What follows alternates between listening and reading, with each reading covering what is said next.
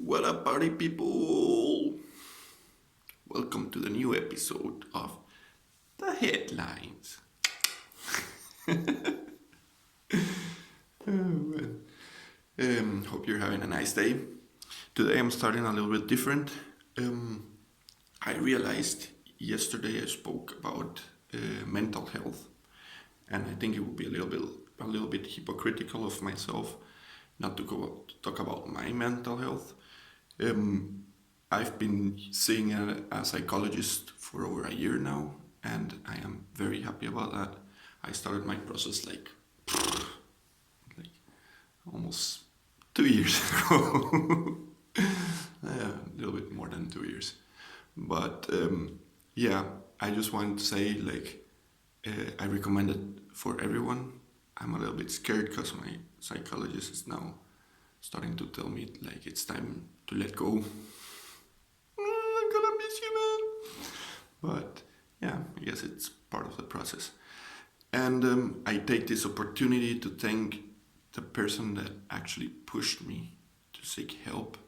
I used to talk to my friends at parties and like just berate them with problems that they were not equipped to solve.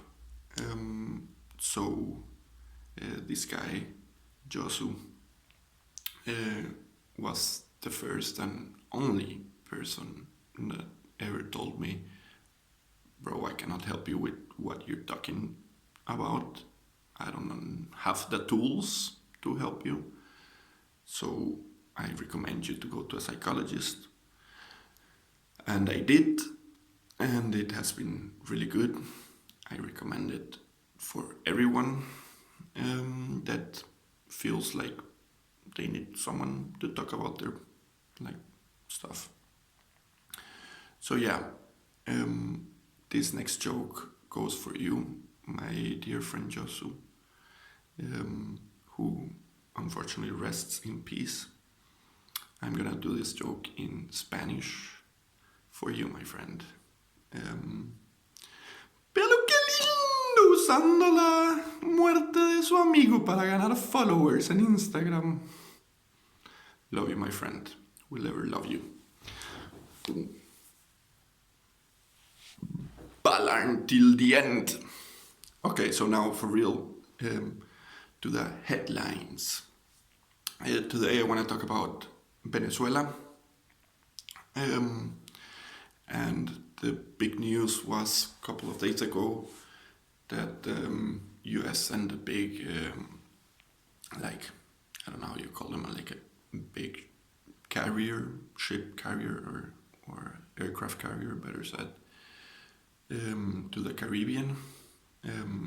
I saw it in the German news.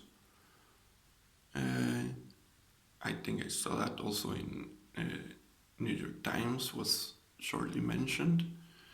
And in the Costa Rican podcast, I did not listen, I did not hear about that news. And of course, on social media, people have been posting it, especially a friend, shout out to Anna, love you, girl. And yeah, that reminded me, hey, I used to write a lot about Venezuela, man. What did I say back then, man?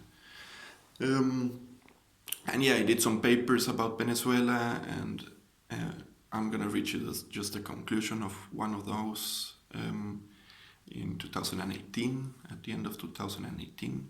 The last sentence I wrote: although Maduro has failed to use two of the tools of authoritarian control to his advantage, ideological and information control, and the manipulation of foreign governments, the regime still remains coup-proofed and a revolution is virtually impossible.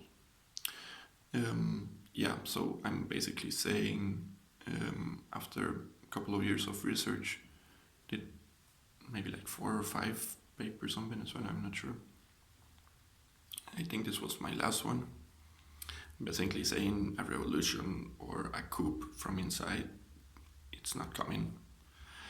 And you know, there's a bias, this expert bias, which people that are experts in TV or whatever. Like it's pretty much like flipping a coin on what they're gonna say, if it happens, if it really happens or not.